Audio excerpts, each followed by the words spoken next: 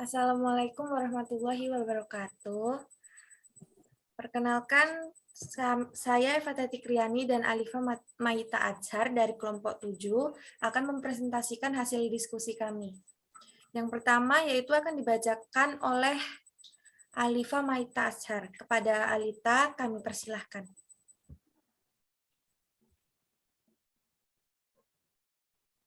Baik, di sini saya sebagai pemateri pertama akan menjelaskan tentang sejarah Bank Indonesia. Sejarah Bank Indonesia adalah dimulai pada tahun 1828, tepatnya saat masa pemerintahan Hindia Belanda. Dengan didirikannya The Javanese Bank, The Javanese Bank berperan sebagai bank sentral yang bertugas untuk mencetak dan mengedarkan uang di negara ini. Pada tahun 1953, The Javanese Bank berganti nama menjadi Bank Indonesia dan mengalihfungsikannya. Saat itu, Bank Indonesia adalah bank sentral yang mempunyai 3 fungsi utama, yaitu sistem pembayaran, perbankan, dan moneter. Pemerintah juga memberikan wewenang kepada Bank Indonesia untuk melakukan fungsi bank komersial sama seperti pendahulunya, yaitu The Javanese Bank. Pada tahun 1968, Undang-undang yang mengatur tentang Bank Indonesia diterbitkan oleh pemerintah dan berisi aturan tentang tugas dan kedudukan Bank Indonesia. Undang-undang tersebut diantaranya juga bertujuan sebagai pembeda dengan bank-bank komersial lainnya. Kemudian selain itu, tugas lain dari Bank Indonesia adalah membantu pemerintah dalam meningkatkan taraf hidup dan kesejahteraan rakyat. Memasuki era baru pada tahun 1999, wewenang dan tugas utama baru Bank Indonesia adalah mencapai dan menjaga nilai rupiah agar tetap stabil. Tugas dan wewenang Bank Indonesia diatur dan diterapkan dalam Undang-Undang Nomor 23 Tahun 1999. Kemudian, pemerintah melakukan amandemen dengan menerbitkan Perpu pengganti Undang-Undang Nomor 2 Tahun 2008 terkait perubahan kedua atas Undang-Undang Nomor 23 Tahun 1999 tentang Bank Indonesia sebagai solusi untuk memelihara stabilitas sistem keuangan negara.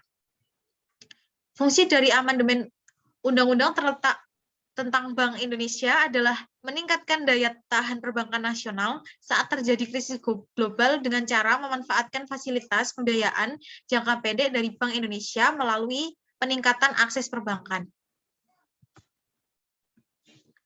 Baik, itu saja yang dapat saya sampaikan. Waktu dan tempat saya kembalikan kepada moderator.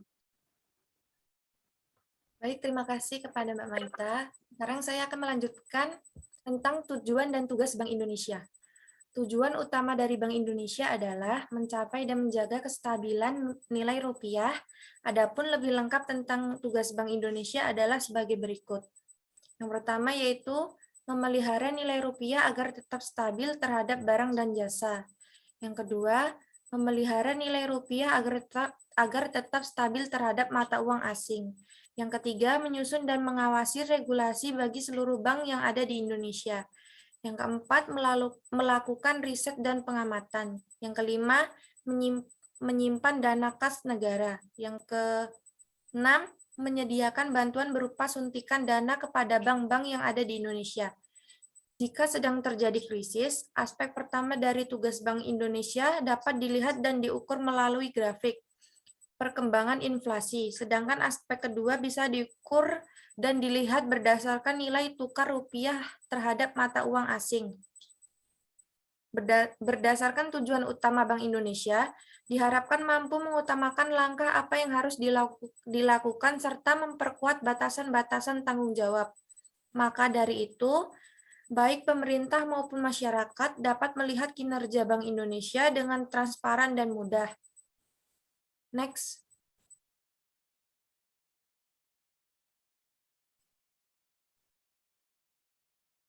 Yang selanjutnya yaitu fungsi Bank Indonesia. Dalam rangka mencapai dan menyukseskan tujuan tunggal dari Bank Indonesia, yaitu menjaga nilai rupiah agar tetap stabil, maka Bank Indonesia memiliki 3 pilar utama fungsi Bank Indonesia yang mana hal ini juga meliputi batasan tugasnya.